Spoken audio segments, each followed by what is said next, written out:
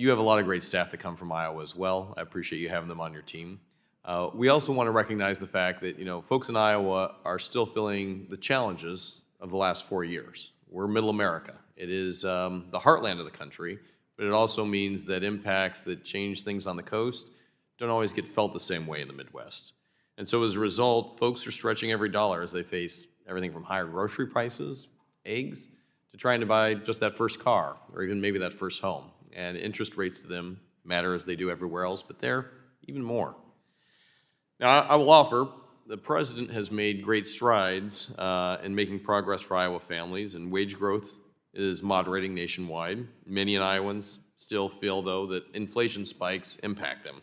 And with the president focused on rebuilding the middle class, I'd like to talk a little bit about how the Fed ensures that this heart of the heartland can feel the benefits of a soft landing as you've laid out.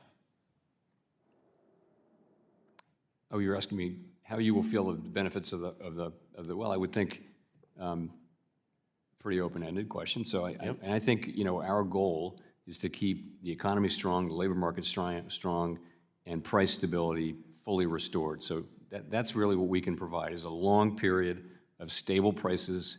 And we define that as Chairman Greenspan used to, which is people can make economic decisions in their families and their jobs where they don't have to think about inflation all the time. And we're getting back closer to that place, but we're not quite there yet. That's the main thing we can now do. And once we restore price stability, very soundly, that gives us the ability to react more strongly to downturns in the economy without having to worry about inflation. And so that's, we have limited scope, but those are two very, very important things that we can deliver that benefit all families. I would agree. So I guess I would also like to focus here on the short term. The Fed Reserve has slightly lower rates to ease borrowing costs for rural communities, and long-term trade negotiations to strengthen our global position. Would you agree that the agricultural sector in particular is vulnerable to both interest rates and recognize international markets? And how would the Fed evaluate the unintended consequences of policy on commodity-dependent economies in a state like Iowa? So we have a number of our Federal Reserve Bank presidents represent districts which have extensive agricultural operations and families and farms.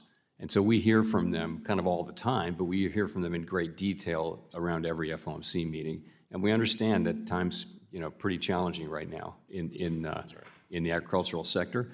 We take that into account. Ultimately, we're responsible for the aggregate level of the economy and for keeping inflation under control and maximum employment. So, but we do very much think about and take into consideration the agricultural sector and the people in it. We appreciate that evaluation. I know there are farmers back home as well as, our bankers who value that because they're the ones providing the capital for it. I want to talk a little bit on the national security side as the vice chair of NATSEC here. If foreign actors begin weaponizing treasury sales or dollar reserves, what tools does the Fed have to help preserve financial stability and the dollar's status as a reserve currency within the world?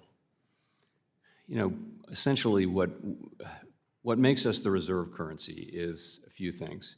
It is our great democratic institutions. It is that we have open capital markets, very open capital markets, and it is that we have price stability and the rule of law.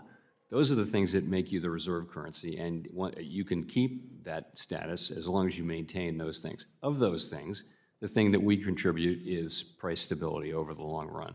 So people who want to invest in or use the dollar, they can be confident in the value of the dollar over time, that it won't fluctuate wildly or decline in ways that, and so that's our role. Really, Treasury is responsible for stewardship of the dollar, but we have that role to play as well. Very good.